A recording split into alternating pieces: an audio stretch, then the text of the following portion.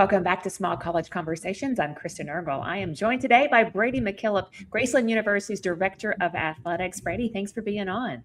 Oh, appreciate it, Kristen. I appreciate the opportunity. I'm excited to hear about your career path and things going on right now. Correct me if I'm wrong, about a couple of years ago, you stepped down as the head baseball coach to solely focus on the AD role. How have the last couple of years been for you stepping away from the coaching side? Well, I did 24 years coaching baseball here at Graceland, so baseball is very much ingrained in me. I do miss it every single day. I do get an opportunity to get out and throw BP and talk to the guys, and my office is right outside our strength and conditioning center, so I get to talk with them while they're in here. So other than being on the field on game day, I'm still around it quite a bit. But really the transition is, I feel like I'm still coaching, but I'm coaching coaches now. I'm getting an opportunity to coach coaches more so than when I was doing both, instead of the kids and coaching them through new times, the transfer portal, NIL, all the new stuff that's being thrown at us and now trickling down to really affecting small college athletics. And it's my job to help them navigate that, especially our young coaches. Here in small colleges, we always have young coaches. Never fails. And you pray as an athletic director, you get a little stability for a year or 2 or 3 years in certain programs or all programs that you're just constantly not that revolving door of people in and out. But no, it's fun. I enjoy my job. I enjoy working with coaches as much as I enjoyed working with the kids, and I'm still around the kids, which is great too. So a relationship is just a little bit different. I love the fact that you're still throwing BP. You've got to always be out there at some point. Coach never stops coaching. Yeah. As a college football coach's wife, obviously for 20 plus years, I can feel that. So my question for you is, how did you know you were ready to step away from the actual coaching student athlete side of it? Well, I don't know that you're ever ready because, again, I find myself, up watching games and thinking about things I would do in certain situations. And then my assistant succeeded me in it. So we still have a great relationship. He comes in, we talk. I question him so from time to time, things like that. But it was really about my family. My son had got out of high school and, playing college baseball was a dream of his. And I told him all the way along, it didn't have to be Graceland University. It absolutely could be. But I wanted him to follow his path. He signed with a junior college out in Nebraska. So I wanted to be able to go watch him. And if I was still coaching, then we'd have conflicting schedules and I may not get to see him play, which is, absolutely what I want to do is watch him play and all that stuff. So, it was just at that point in time, I was like, it's a good spot and I can focus my time on the athletic department. And speaking of that focus, you've been able to really focus on the whole department for 2 years. What difference do you see that has made? I think we've gained more culture as far as programs, interacting with other programs, doing those things. We have tons of help. All of our, certain sports do different game day management stuff. We've just been able to build that camaraderie a little bit more in the department. We've been able to where I've been able to help younger coaches with recruiting and recruiting issues. We've been able to build rosters in sports where we might have been a little bit light in numbers. We're starting to see some of that come to fruition of growing rosters in different areas, because that's the name of the game in small college athletics is our enrollment and stuff. So just kind of setting the vision and our core values, getting them out on and living those on a daily basis and being able to be present with our coaches to continue to push those and move those forward has been the primary focus. And you talked in the past about the philosophy of just being grounded in integrity, accountability, competitive excellence. What are some of those ways that you've seen that philosophy move the needle for you guys? We can start with our men's basketball program. Our men's basketball program has been successful for many years. We had the fortune to win the 2018 national title. We've been in the national tournament the last 2 years. I just got back from Indiana, watching them compete. Just seeing that program, and we've had a couple coaches in the meantime. It hasn't been the same coach, so being able to keep that passing along from coach to coach and the competitive excellence there. Now the university, made some decisions to fund them and do some things back when the NAIA was Division I and Division II, and our conference chose to go Division I. So that definitely helps. But being able to just help them, see them maintain that excellence, and then take what's being successful to them, and we're working to pass it on to wrestling, now to football. We had some rough years in football. We're coming out of that where we're winning games now. We've had some changes in coaches there, but the continuity has kind of stabilized there. It's not just a complete change and you're starting over. So being able to get some of that stability in some of our larger sports and the success is where, staying grounded in our roots is really starting to help. And, we just want to do our best to do that with all sports if we can. And talk a little bit about your other piece of your role, which is, generating revenue. How have you engaged alumni, former student athletes, just the Lamoni community, maybe differently now than you have in the past? No, not necessarily.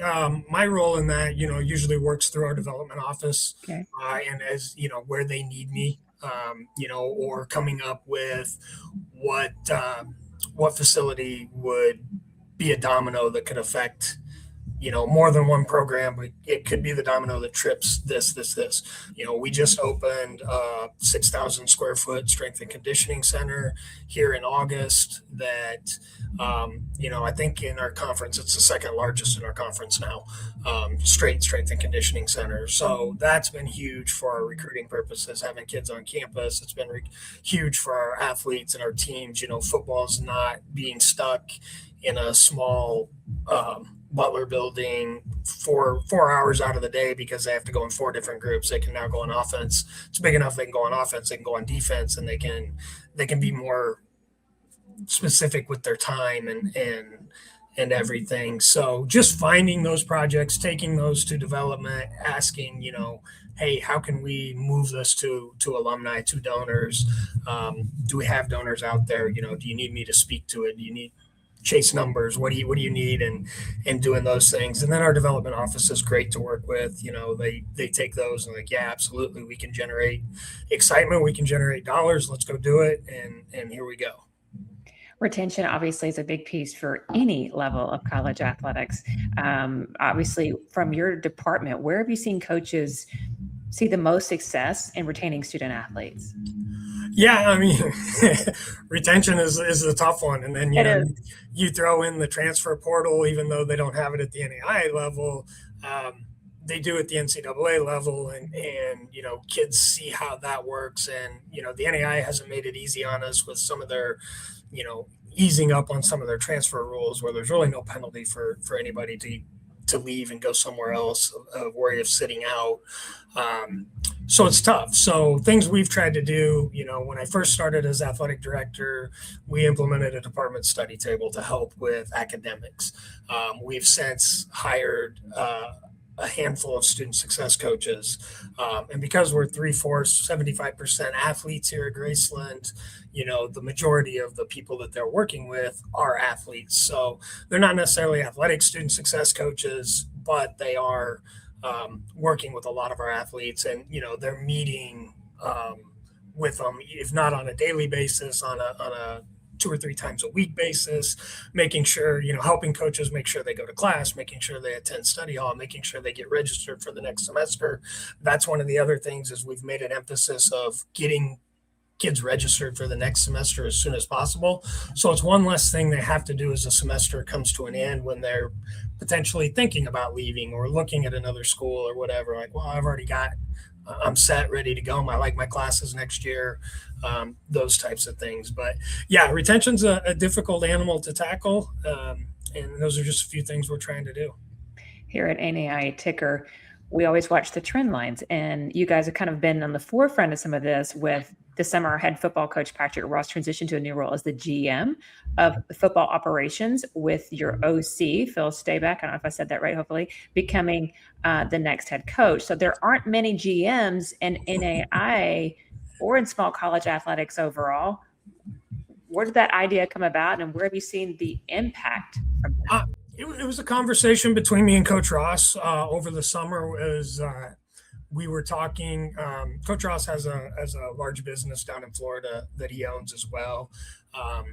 That he was able to be up here, and others managed it for 3 years and such. And Coach Staback played for him when he was at Lindenwood, and has coached with him for a long time as well. Phil was kind of our heir apparent to Patrick when the time would come that he was going to step away. However, Patrick's very well connected in the recruiting world and things along those lines, and in small college football. So when Patrick had come to me about, hey, it might be time this summer to ease into the transition, we just talked, hey, what would that look like if you stayed on as not really a recruiting coordinator, because all that comes under Coach Staback, but we want to maintain your connections because you have pro connections, you have D1 college connections, you have all those things, and work it in more like a general manager. You're going to help Phil along the way as well with questions he has as a first-time head coach, so on and so forth. So it was really kind of presented by him. It was something I liked, and it made a lot of sense. And then we just kind of designed the job around it. Has that worked? I mean, do you see that role staying along? Yeah, I'm hoping. Obviously, if Coach gets down to Florida and finds a job down there where he wants to be a head coach, he's not going to be our GM and head coach for another program. But as long as he has interest in helping us recruit, helping us gather talent, and working with Phil, we'll continue to work with that. We were able to bring in almost 30 kids at semester, Wow. transfer kids at semester. He was a large part of that recruiting process. We're doing very well in the recruiting process right now. We'll probably be around 160, 170 athletes on our football program coming this fall. So we're excited about it. And Coach Ross has his hand on a lot of those. Do you think this GM role will also take off in the small college level? It might. We have a couple other sports that we've done this with, but we've called them directors, and for no particular reason other than, GM just kind of flows with football a little more than the director does. But we have a director of soccer that works with both men and women in recruiting and fundraising and different things like that, practices as well. Acts as the assistant coach for the men's program as well. And then Zach Mullins was our head wrestling coach for 13 years, I believe.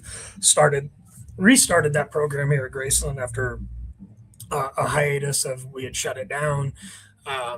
In hiring Evan Hansen as our new men's and women's coach as we started women's wrestling, it made a lot of sense for Zach to stay on as director of wrestling where he could mentor Evan and his assistant coaches, in things that they were going to run into as coaches, as young coaches.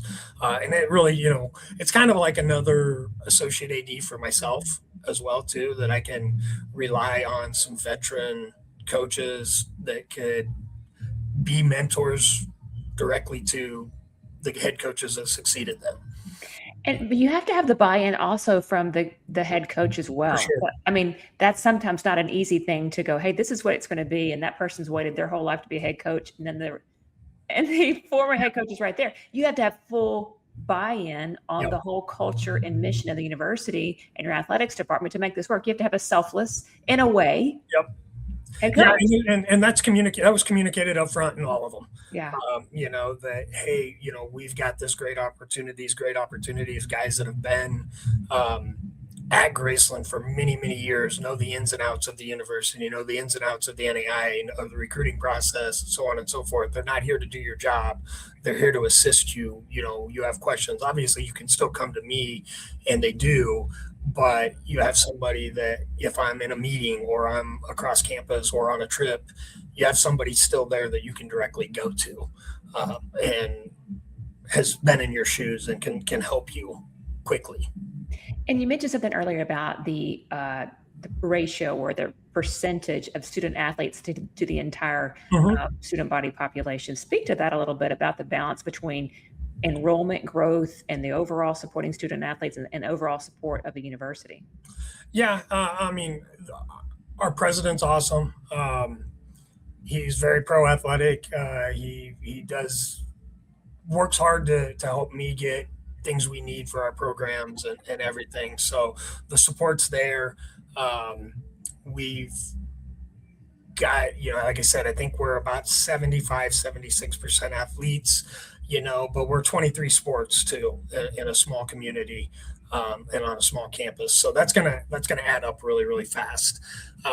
It's one of those things where, it's the hook in small colleges is athletics. If it's just for general studies, most of our students in those, belong to our Community of Christ Church, or they have that background, or they have parents that went here or grandparents that went here. They have connections to it, because a normal student may want to go to Iowa State or Iowa to get the big college experience just to be a student. So it's something that hasn't always been that way, but it's gradually, and I've seen it at a lot of institutions in our conference, that's how it's grown. And we embrace it. We definitely don't try and be anything we're not. We want as many non-student athletes to balance us out here at the university, but we're also going to continue to grow our rosters and look at new sports, what could be successful here, and so on and so forth. A couple of emerging sports. You have flag football. It's continuing to grow there. Your coach is leaving for another institution. Are there different challenges about the retention and coaches, being that those types of sports are emerging? I mean, there's not as many to pick from, really, when you do have coaches. Right. Yeah, flag is a bit of a crazy animal right now, because all the Division I and Division II schools are starting to offer it. When we started flag, we were the 24th program overall to start flag. Now, I believe the statistic is almost 200 by 2028. We'll have a flag team. So there's some concern, obviously, about the number of recruits that are out there. We are, in the Midwest, where Illinois has it as a high school sport, Missouri's starting it, Iowa does not. Most of your kids you're getting are California, Arizona, Texas, South, Georgia, Florida, and so on and so forth. So yeah, and when bigger schools are starting programs, they go out and they poach. We're not the only one this has happened to. It's happened to several schools in the conference that we play in for flag. Ottawa's losing their coaches as well, and they've been the most successful at the NAIA level since flag started. So it's not just relevant to us. The plan is to find a great coach to replace Coach Richardson, and move forward and continue building that program as much as we can. You just recently launched women's wrestling in 25. What made that a good fit for you guys? Being in Iowa, it's a wrestling state.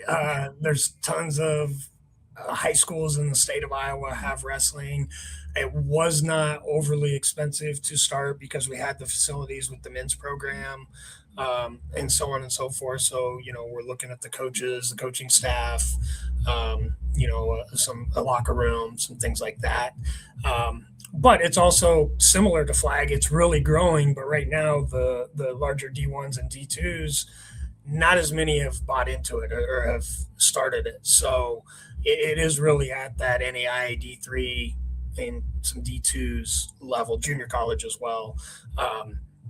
And there's a lot more student athletes out there that are it's the fastest growing. It and flag both are the fastest growing female sports out there. So it was just a good time for us with the success of our men's program to bring it on board. And year one we had eight girls on the team. I would project we'll have between 15 and 20 in year two. So it's going to be on path to go how we wanted it to. And is that because of more recruiting, or just obviously putting more a little longer runway of recruiting for us. We didn't have our coach hired till April last year, so it was a little bit short in the runway and everything. But now they've had a full year to recruit. We sponsored the state tournament at Iowa and such, so we got in front of obviously lots of recruits there. Had a great showing and stuff there. So and we're in a good conference for wrestling. I mean, it's a big conference for wrestling. Obviously we fight with Grandview on the men's side, who's won I don't know how many in a row or overall on the men's side, but both of our coaches are Grandview alum on the men's side, and then our assistant on the women's side, she's from Oklahoma City and went to nationals and had success and everything. So we have the talent as coaches to be successful. Speaking of your conference, the Heart of America will now have 16 members with the addition of St. Ambrose. What would you say is the biggest change from that for you? Or maybe some of the challenges as well? Well, biggest change is scheduling's a lot easier when you have 16 teams compared to 15 or 13 and being uneven and looking at a north and a south or an east and a west or however you wanted to do it. But no, St. Ambrose is a lot like all of our schools. They were a good fit because we were 7 teams kind of on a northern tier and 8 teams on a southern tier. So to have another northern tier school fill in there and make it 8 and 8 makes things a lot easier. But their scholarship very similar to a lot of us. They have some really nice facilities. They have all the sports that most of us in the conference have. So they were just a really, really good fit, and we're excited to have them.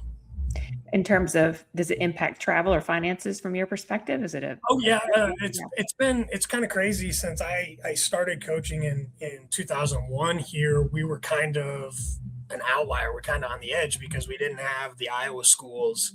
We were the only Iowa school when I first started coaching here. And so we were on the north side. Now that we're at 16, we're almost centrally located. So, you got Grandview, Des Moines, William Penn, Clark, Dubuque is in Clark's at, Cedar Rapids as Mount Mercy and stuff. So it hasn't affected us as much with travel. It's one more trip, but we were going to have that anyway, regardless of who it was. But luckily the way the conference has grown for us, they've grown up around us and not farther away from us. Which is ideal. Yes. Final question for you. How are you thinking about elevating the Yellow Jackets moving forward as the Heart gets even more competitive, kind of looking into this next year? It's that arms race. It's trying to elevate facilities. I've got a baseball and a softball field that we share with the city, or belongs to the city. We play on them. I would love to bring them to campus. It'd be a huge recruiting tool for our coaches to get off, city used fields and such. Keep working with strength and conditioning, that facility. We've done a lot of renovations on our football field. It's just continuing that arms race, keeping up with everybody in that, and then working towards scholarshiping, whether that be working with alumni for endowments or restricted dollars that can go on top of recruiting packages, and so on and so forth, because you have to keep up that way too. Today's student athlete they're the best ones. Everybody's looking for the best deal and whatnot. So we want to be there and put our best foot forward from the get-go and have a shot at them. So, Brady, thank you so much for your time. Continued success. Absolutely. Thank you, Kristen.